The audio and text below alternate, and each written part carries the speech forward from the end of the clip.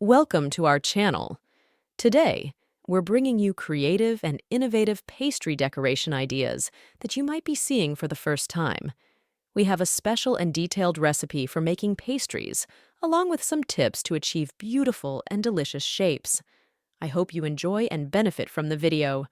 Don't forget to support us by liking, sharing the video, and subscribing to the channel. First, we'll start by preparing the dough.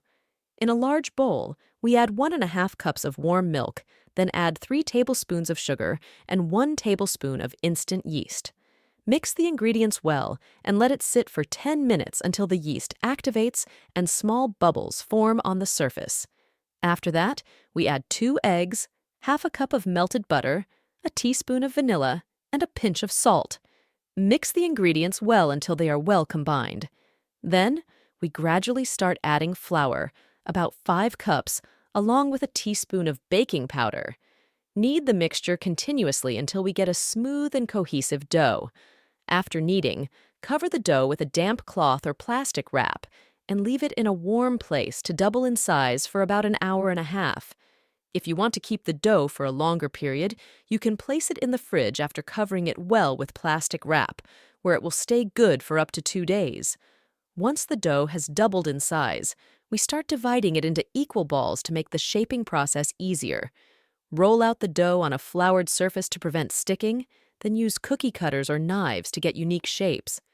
Add your favorite filling, such as cheese, chocolate, or jam, then seal the dough well to ensure the filling doesn't leak during baking.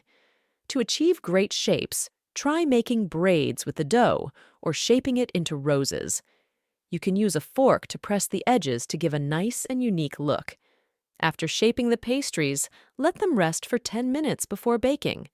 Brush the pastries with a little beaten egg or milk, then sprinkle sesame seeds or nigella seeds as desired to add flavor and texture.